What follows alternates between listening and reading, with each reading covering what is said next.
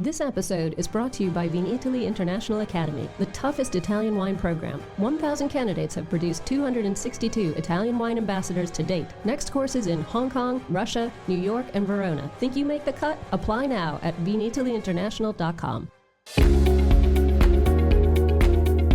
Italian Wine Podcast, a Wine2Wine Business Forum 2021 media partner, is proud to present a series of sessions highlighting the key themes and ideas from the two-day event held on October the 18th and 19th, 2021. This hybrid edition of the Business Forum was jam-packed with the most informed speakers discussing some of the hottest topics in the wine industry today. For more information, please visit wine2wine.net and tune in every Thursday at 2 p.m. Central European Time for more episodes recorded during this latest edition of Wine2Wine Business Forum.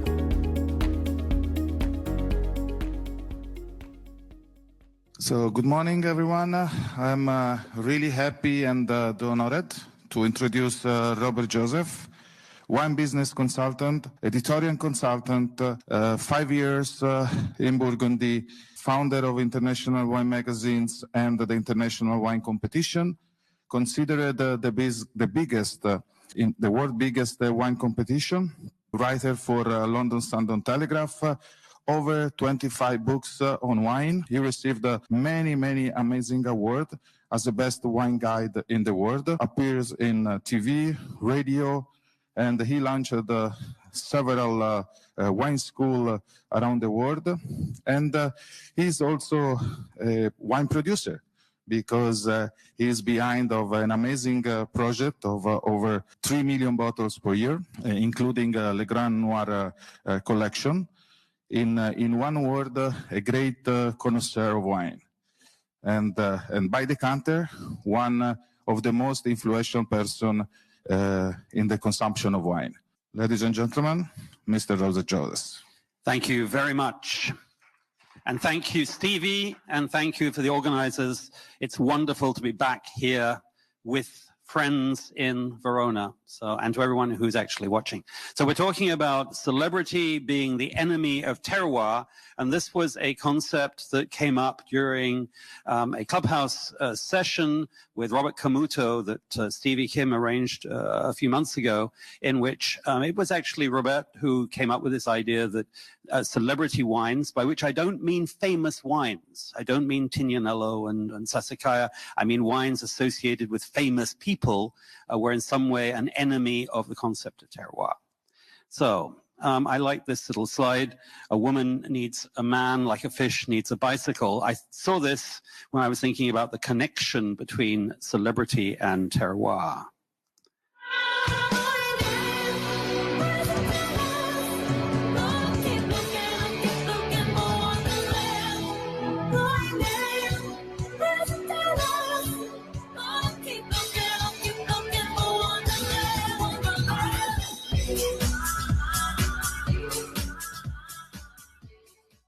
Dom Perignon and Lady Gaga. And some people are saying, why are LVMH and Dom Perignon spending all this money on this singer-actress? Well, Dom Perignon is the most successful brand or most profitable brand in the world, I would say, probably. And they're not stupid. They know what they're doing. They know how powerful that woman is and her reach. So just on YouTube, around 500,000 people have seen it. But if you go and look on Instagram and elsewhere, this has huge reach. And of course, it goes through stores. It goes everywhere else. Sarcasm in your voice. And no short arming is in good hands. You don't think this is a very good plan, do you? So there is a plan. I got the impression we were... So the first of the recent James Bonds, this was Chateau Angelus. They paid quite a lot of money to have their bottles sitting there very obviously, and they used that throughout the world, and they reckon it was money very well spent. So back to my woman needs a man like a fish needs a bicycle. Let's look at what is celebrity. So if we actually look at it, again, Robert Camuto had an argument of what celebrity really means, and he had a pretty 21st century or 20th century concept of it. But essentially it means someone who is famous. a famous or celebrated person. And there's a book by the lady who you can see being quoted here, called Shaw Maris, called The Long and Strange History of Celebrity. And if we go back, we had celebrities 2,000 years ago or more than 2,000 years ago. And here we are in Italy, in Greece, and there are statues for some of these people. And here was one of the first people, Leonidas of Rhodes, who actually ran in the Olympics naked, as you can see. And he was the first Olympic champion who won 12 races, and the most anyone's done until, I think, now. And the Emperor Charlemagne, who had the idea of uniting Europe before the EU. Obviously, as a Brit, we hate him. And we have Courton Charlemagne. And on the hill of the Courton, there is a bit of land which we can actually say that is where the Emperor Charlemagne said you could make the best wine. He did the same thing in Germany, and people say, oh, that's where Charlemagne actually recognized the quality of the land. Julius Caesar, all those coins, everything else. It was like a lot of image building by Julius Caesar. And then there was this Frenchman, Corsican, should be, there we go. So look, he even copied the headdress from Julius Caesar because he wanted to be seen as an emperor like the Roman emperor. And his favorite wine was Chambertin in Burgundy, which he used to drink with water. And at the time that he was an exile on Elba in France, Chambertin was the #1 wine in Paris. So celebrity endorsement worked even then. By the way, Napoleon brandy, Napoleon cognac, there is no evidence that Napoleon ever drank any cognac. This is Henri IV of France, and if you go to the region of Jurançon, the cooperative is called the Roi Henri IV. They've got a wine called the Roi Henri IV, and the whole cooperative is named after him. So again, royal celebrity. And then Louis XIV, the Sun King, famous for helping a wine that wasn't French. It was Tokay, which became the wine of kings, the king of wine. So this goes back a long way. And then we go on to, I thought since I'm here in this region of Italy, the courtesans of Venice were the fashion trendsetters. The same was true of the courtesans of Paris, of the royal court, and indeed in Britain, when the King Charles II had a mistress, Nell Gwyn, people noticed what she did and they copied that. This man is very famous in the world of fashion, Beau Brummel, who was a friend of the king in Britain, and basically the way he dressed influenced huge numbers of people, but that would also apply to other forms of behavior, which would have included drink and food and so on. And so you have all these other celebrities of their time, Rousseau, Byron, Voltaire, they're all known for what they did as well as what they wrote. But the first modern celebrity was a French actress called Sarah Bernhardt, who was a very important actress of her day, who also performed male roles as well as female roles. And what was interesting about her was she used the technology of the age, which included radio and cinema, to boost her profile, let's say. And this was her, and she was, among other things, she was the mistress of the English king, King Edward VII. Here she was, and she was also one of the people who put her name to something called the Vin Mariani. Now, this is not a wine as you understand it. It was a tonic wine. It competed with things like Coca-Cola in its day. It had cocaine in it, but it was a pick-you-up wine. But it was called a vin. And among the other people who put their name to it and promoted it were the Pope, Émile Zola, Alexandre Dumas. So this whole idea of famous people promoting products is not new. We're going back a long way. This is another lady who liked to be photographed lying down, rather like Sarah Bernhardt, Lily Langtry. She's interesting. She was also the mistress of Edward VII, but not at the same time, as far as I'm aware. But she opened a winery in California in 1888. And the wine is now called Gwennock, where she used to make her wine. This is another celebrity, Winston Churchill. Huge, yes, he was our prime minister. He was our wartime leader. but he was also a celebrity in the sense that people were very aware of what he did. And Paul Roger Champagne has a cuvée, Winston Churchill, named after him. And in Britain, the black line around the champagne, the white foil, it commemorates his death, in fact. And we have another celebrity. This man, you may or may not recognize him. He is on holiday recently wearing a white shirt and painting, which is not something he's ever been seen to do. If you haven't recognized him, this may help. So we have a celebrity here who became our prime minister. On the top right there he was on a TV show you've had that in Italy as well, so it's not just unique to us. And in America, this man, who was a very successful businessman, did not become president. This man did. Can you recognize these guys? Okay, Kim Kardashian. 95% awareness in America. Only 49% really don't like her, or only 51% dislike her, put it that way. But let's look at her family. Rob, 10 million. Courtney, 35 to 45 million. Kendall Jenner, 45 million. Chloe, 50 million. Caitlyn, 100 million. By the way, my 15-year-old daughter knows all this stuff. 1.2 billion. Does anybody in this room know anyone in the wine business who's made $1 billion out of wine? We all laugh at these people. They're not that stupid.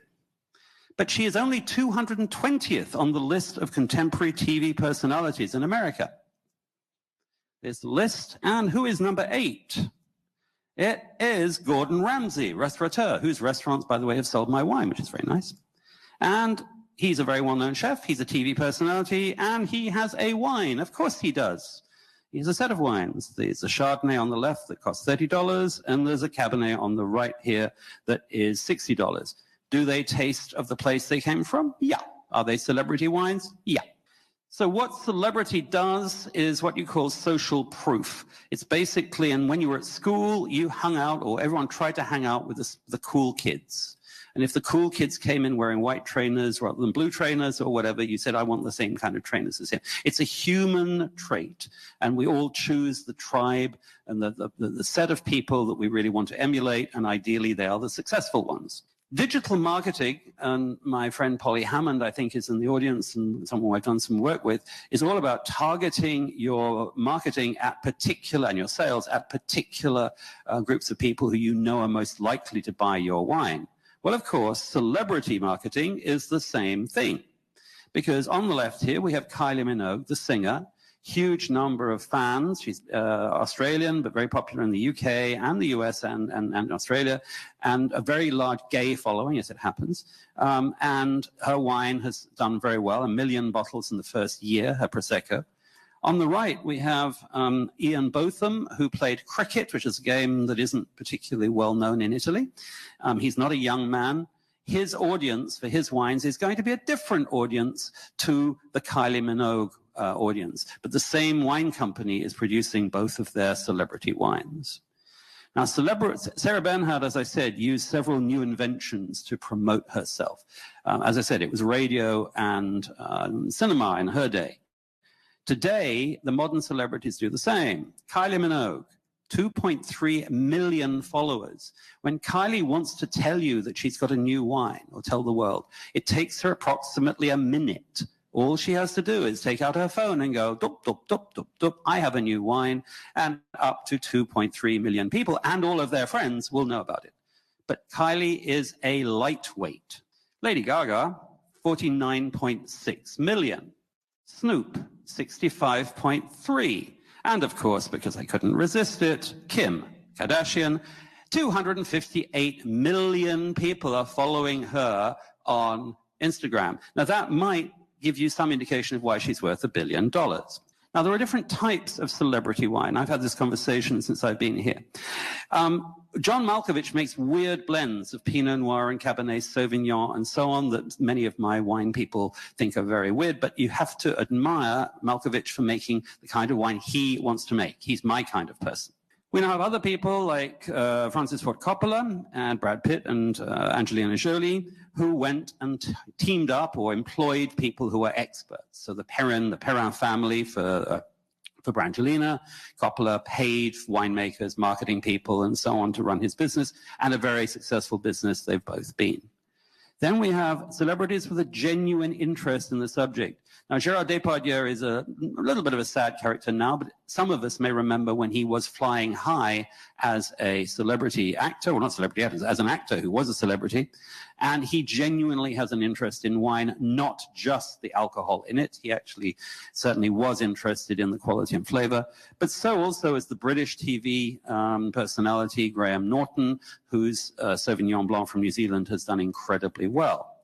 And then we have the last people, like Snoop Dogg, who actually just put their name to a wine.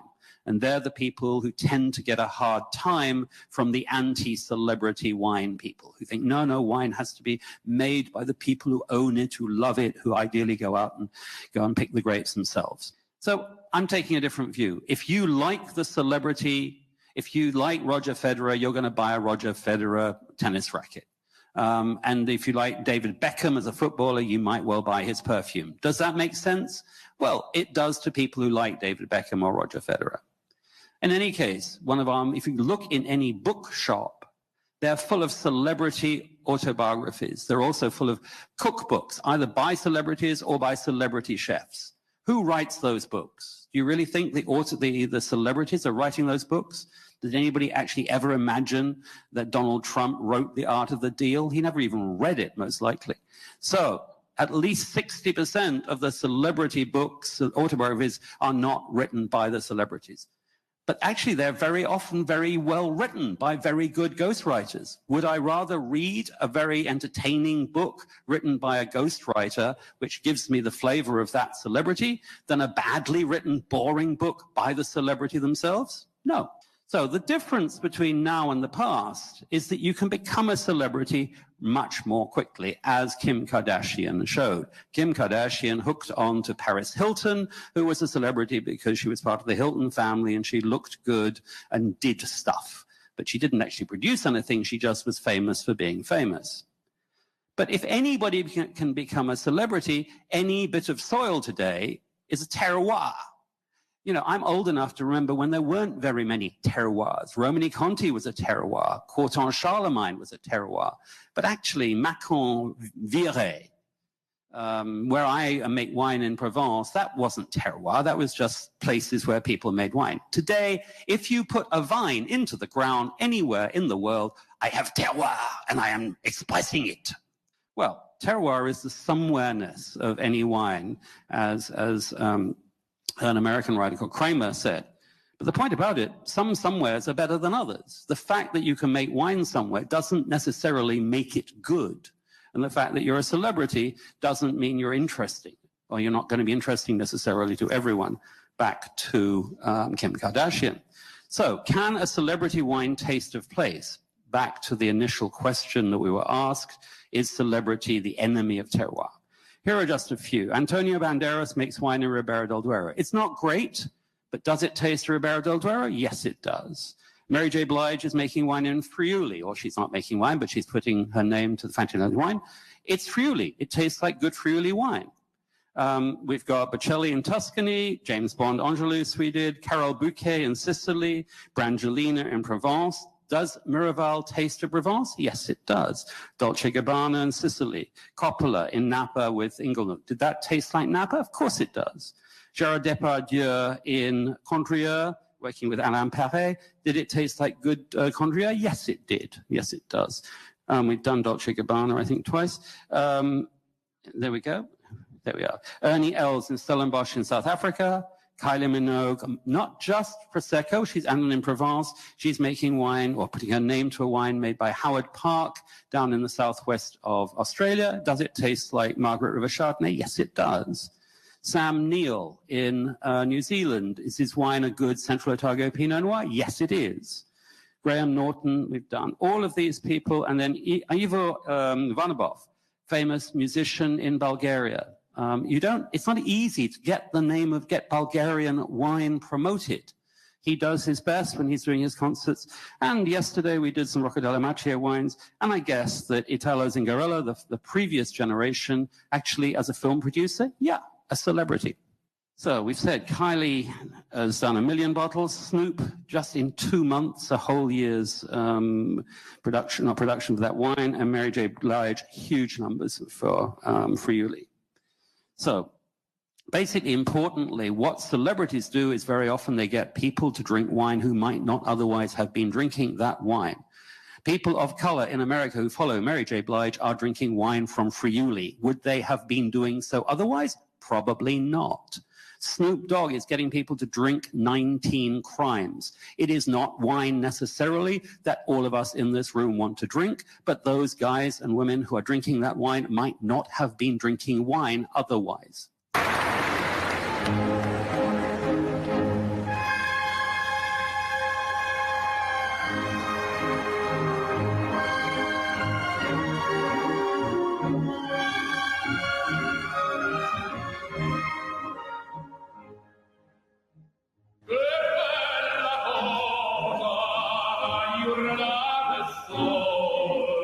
$10 million opera albums because these three guys sang opera at the World Cup, and the opera world hated it. Because, oh, no, it's not opera, is it? 10 million albums. They turned a lot of people on to opera. Some stayed, most probably didn't, but they helped. I've got a consultancy challenge at the moment. I'm working for Moldova, which is not an easy country whose wines to promote, same as Bulgaria. But the good news, which you don't know, this is the first time you'll ever hear about this, Daniel Craig is getting a vineyard in Moldova. No. That is going to make a big change. No, I'm carrying on. Bond gets people's attention, excites their emotions. All celebrities excite emotions. Princess Diana, nobody knew Princess Diana, but everybody got upset when she died. When the Beatles broke up, these girls were absolutely heartbroken just because 4 guys stopped playing music together. And because a young woman, 18 years old, part Romanian, part Chinese, part British is what matters, won at the tennis in New York, these people are really happy. That's what celebrity does. It excites emotions. Does terroir excite emotions? Okay, wine has terroir. So does coffee, so does tea, so does olive oil, and so does chocolate. I went shopping here in Verona this week. This was a shelf of olive oil. It is from Europe. We're in Italy. You make olive oil. You could buy Italian olive oil in there, but this was European oil. On the left, we have English tea. Do you know where in England we grow tea? Well, probably like the Italian coffee on the right. Where can I go and visit the Italian coffee fields in Italy? Wine professionals do care about which celebrities own which brands. I'm contributing editor to Meininger's Wine Business International. This story, who owns Chateau Miraval, was our most clicked on story in the last 2 weeks by wine professionals. We seem to care as professionals. So let's look at terroir briefly. This is the Garda DOC, not a famous DOC outside Italy, but it's got an identity and so on. Outside this Vinitaly fair, there's a poster. You may not see, it does say Garda DOC there. It's a poster. Here's another poster I photographed while I was here in Verona. Lady Blendy, it's a can of Merlot and Cabernet. It doesn't say where it's from. Now, what I'm going to think in my mind is that in this room, there are going to be people who have some strong feelings about at least one of those posters. But you've got emotions. That's what's important. Whether you hated it or you liked it, it actually made something happen inside you more than the data sheet that I put up on the terroir of Garda. So, exciting emotions. Emotions are what make people choose one luxury more than another, and wine is a luxury. So if anybody asks you what score your wine has had, or its price, or if it's value for money, you are getting something wrong. Because when you go into the Ferrari showroom and you say, how much is this Ferrari? They don't show you the door, but they know you're not somebody who's going to buy the Ferrari. And the same for an Armani shirt or suit, the same for Dom Perignon, the same for La Tâche. It's an emotional connection. So are celebrity wines good value for money? Probably not very often. Actually, are you paying extra for the celebrity to get some money? Yes. But is that part of the value for me? Yes. The Roger Federer racket has an extra value because it's got Roger Federer's name on it. There may be a better racket that is not a Roger Federer racket, but I might feel better because I've got the Roger Federer one. So, aim for the heart, not the head. As an industry, we spend far too long talking about points and scores and the fact that we've got gravel rather than granite, and the fact that maybe we've been going for 500 years, all that stuff, and maybe even what food it goes with. That's all rational stuff. Actually move me, make me feel something inside. So on the right, this is two pictures I took in New York recently. On the left are the traditional wines. Nothing wrong with it. I love those wines on the left. On the right are red blends. All they say, there's no grape variety. Very often there's no region. It just says California. It says Napa. Most of my sommelier friends hate these wines. I don't necessarily choose to drink them myself, but they are selling at the same prices or higher prices than the traditional wines. Why? Because those labels are exciting the emotions, the imagination of the people who are buying them.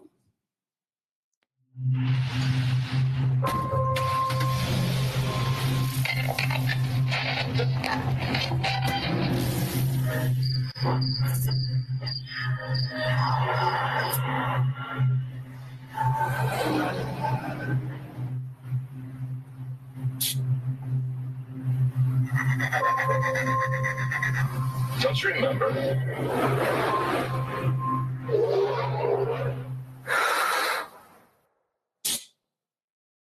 that, ladies and gentlemen, was an advertisement for a wine. No vineyards, no barrels, no grapes. But it got you wondering, what's going on? Who is she? Where she's going? What's the story? The wine is called 8 Years in the Desert. It is a very big seller in the US.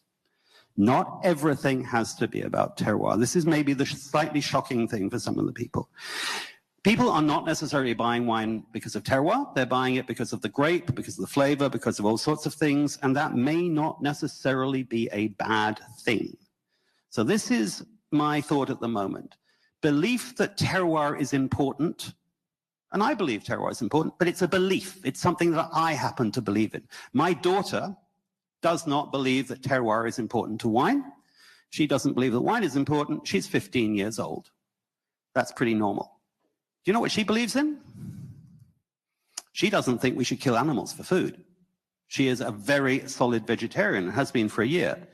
Now, which of these two belief systems is the more important in the world? Which has the greatest validity? I'm scratching my head. I eat meat, but I have huge respect for her belief as a vegetarian. Now, if I had a restaurant, would I say, I only want meat eaters? Or would I say, I only want vegetarians? No, I'd want a restaurant which I say, right, I've got carnivorous options here, things for fish eaters there, and things for vegetarians. As a wine industry, we should embrace the people who want terroir, and we should embrace the people who don't, and accept both of them, because actually they're both giving us their money.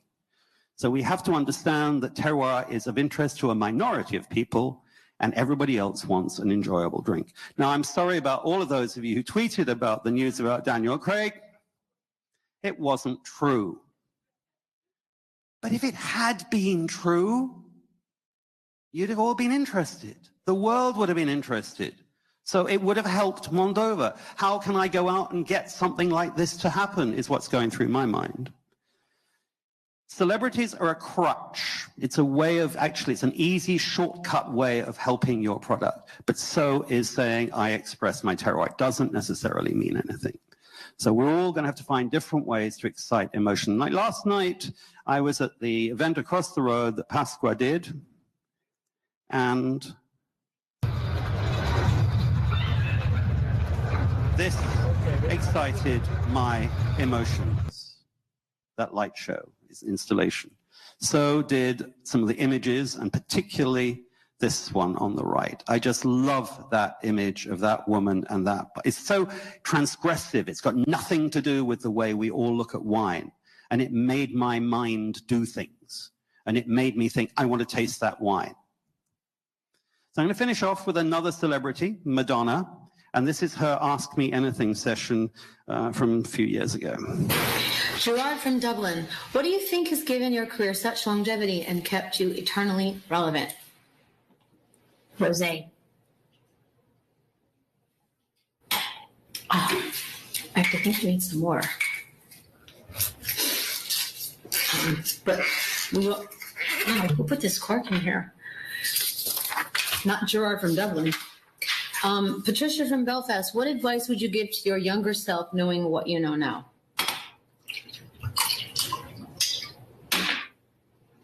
Don't kiss Drake, no matter how many times he begs you to. Drake, by the way, is another singer, is a hip-hop singer who you may or may not know, but he does have a wine.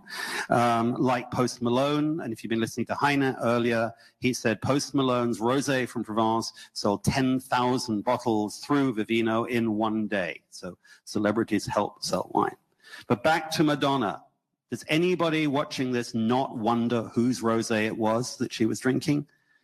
Celebrity actually works. It excites our curiosity and our imagination, but so do other things, and we need to find the other things, like the stuff I showed you from Pasqua, that get us thinking, and that will also include labels.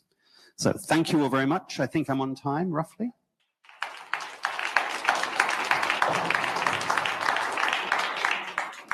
Are we doing questions? Are you coming up here to do questions, Stevie? Yeah. Can you say who you are for the sake of the audience, of the online audience, please?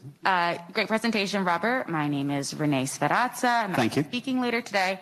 My question is, I know that you focused on celebrity and caring about terroir, but do you think that people's aversion in the wine world to celebrity wines is not necessarily about terroir, but kind of keeping the exclusivity of wine and not as inclusive as we could possibly make the industry? I think that my problem, I'm working on a book at the moment on this. I think that we all have an idea of what we want wine to be. So I know people, Alice Firing, who's somebody I have huge respect for, believes that if wine is not made according to the natural rules, it isn't wine or shouldn't be wine, or certainly some people in the natural wine world see that. People think, oh my God, they're putting wine into a whiskey barrel, a bourbon barrel. That's disgusting. It's gross. It's a drink. People who like drinking bourbon like drinking wine that's been in a bourbon barrel. As far as I'm concerned, wine is like food. We have sandwiches, we have burgers, we have soufflés, we have all sorts of stuff. And I hate a world in which anybody says all food should be like soufflés or all food should be like sandwiches. We should just be inclusive. And so as far as I'm concerned, we have celebrity wines, like we have celebrity perfumes, but nobody has to buy them. You can buy the other stuff. There's a lot of it out there. Again, great session. Thank you very much, Robert. I'm Eleonora Scholes. I'm from Russia, and observing your presentation, I also noted that, in Russia, celebrity wines don't count. So do you have any observations about how the celebrities can actually make celebrity wines in certain markets? I think it's a very, very good question, and I'm very careful because I travel around the world and some things will work in one place. But when you say they don't count, culturally, does that mean to say, I mean, yours is a country in which your president appears on quite a lot of posters and so on. Are there no conductors? Are there no ballet dancers? Are there no people who, in their different way, can prompt people's purchasing? Obviously, you have a problem in Russia in terms of laws against advertising and marketing of wine, which make it more difficult. But in some ways, they would make celebrity marketing even more useful because you can do it without necessarily talking about it. I don't know. I don't know you. I sell a lot of wine in Russia. I'd love to know more. As far as I'm concerned, I think people globally relate to actors, actresses, sports people, and so on. So I think there must be ways. But why and how, and maybe because wine has been siloed in some way, do you have celebrity spirits? Do you have celebrity beers? Do you have celebrity clothes? This would be the question I would ask you. Cindy Carter from PIX. Just a quick comment. I think Russia does have a celebrity wine. Mr. Putin makes sparkling wine at his Black Sea winery, and he's already got it listed on state banquets, and people are copying it. So maybe it does have a celebrity wine. I think I'm not going to go there. Thank you very much, Felicity. Whether it's actually promoted officially as being Vladimir Putin's wine, I'm not sure, but I think it's known to be. So that's another way of looking at it. You certainly do have some business people in Russia with wine interests that helps. Any other questions? There was one more question. I have a question for you, Robert. As producer, okay? So you think that there is not a risk to disconnect totally the terroir from the wine? Because my mentor, okay, Giacomo Takis, that was, for my personal opinion, the best winemaker in the world. And I had the fortune to stay very close to him for many years. And he always said, don't forget that when you make a wine, the wine must be recognized. Character of the grape, character of the soil, the terroir, and the character of the winemaker. So that is the three important columns to understand the wine. Okay, so I'm going to look at that in two ways. Firstly, I'm great. Obviously, Takis was one of the gods, but it's not all wine. He's talking about what you find in a 3-star Michelin restaurant is what matters is the quality of the ingredients and what the chef did and so on. When you go and get a sandwich, when you go and get a pizza somewhere, does everybody really care where the tomatoes came from and where the mozzarella came from and so on when you're getting a pizza? A pizza is something you eat with your hands that is made well in the pizzeria, but it's a different part of the food world.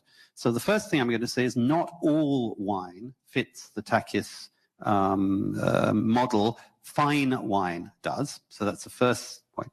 The second thing is whether you have made your wine, Takis, any of his other wines, or Romani Conti, the fact that a celebrity likes that wine and is attached to it does not change the product. So if James Bond likes Angelus, whether he's paid to like Angelus or he happens to like Angelus, the product, the liquid in the bottle is the same. So unfortunately, my prime minister at the moment apparently likes Tignanello. I would much prefer he didn't like Tignanello. I don't like to think about Boris Johnson and Tignanello at the same time in my head. But I guess there are people in Britain who like Boris Johnson who may well be drinking Tignanello because they're prompted to do so. Ultimately, the Tignanello in the bottle is still Tignanello. Grazie. Thank you. Is there anyone? Do we have any time? And is there any other questions? Are there any online questions? So Vanessa Green, on a lighter note, asked from Australia. By the way, she's our Italian wine ambassador from Australia. You're right, and I'm dying to know what Madonna was drinking. If you find out, please let us know. I will. I'll call her. She hasn't returned any of my calls recently because she's a very busy lady, but I will give her a call later on. And hi to Vanessa and whatever time of day it is in Australia. Okay, so we have 2 more minutes. Anybody else? Okay, I want to be Robert Camuto for the moment. Go ahead. Okay. By the way, Robert Camuto, I just want to say quickly, although I've been arguing with what he said, I am a huge fan of his writing. He's got a new book out, but he did some wonderful celebrity interviews before he got into wine.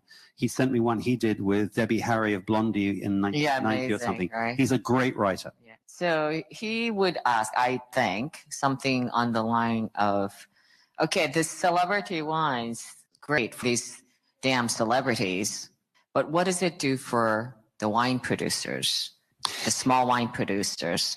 Everybody, okay. Small to medium-sized wine producers, how do they benefit from all these rich celebrities making even more money? Let's go down to Provence and go and talk to some of the small producers in Provence whose wines are selling for higher prices and much more easily since Brad Pitt and Angelina Jolie actually turned up there. Let's go to Friuli and see if anybody there is selling more Friuli into the US because there is a Sun Goddess wine that Mary J. Blige actually made. To be honest, the big ship goes along, the little ships can follow in its wake, but it is up to those producers to say, how can I benefit from this, rather than say, oh my God, this is an awful thing they're doing.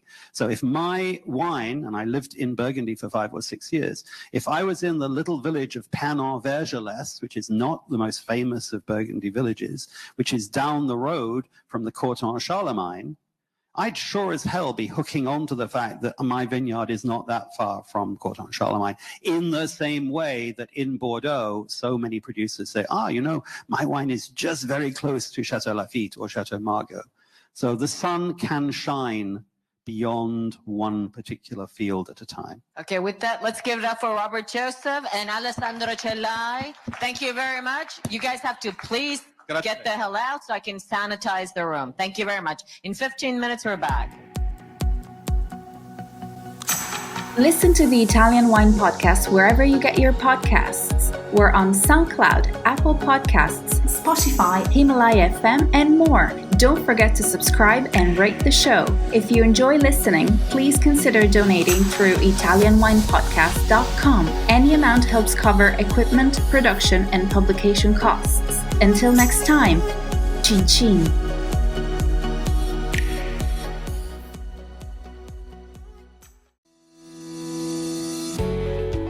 Guys, I'm Joy Livingston, and I am the producer of the Italian Wine Podcast. Thank you for listening. We are the only wine podcast that has been doing a daily show since the pandemic began. This is a labor of love, and we are committed to bringing you free content every day. Of course, this takes time and effort, not to mention the cost of equipment, production, and editing. We would be grateful for your donations, suggestions, requests, and ideas. For more information on how to get in touch, go to ItalianWinePodcast.com.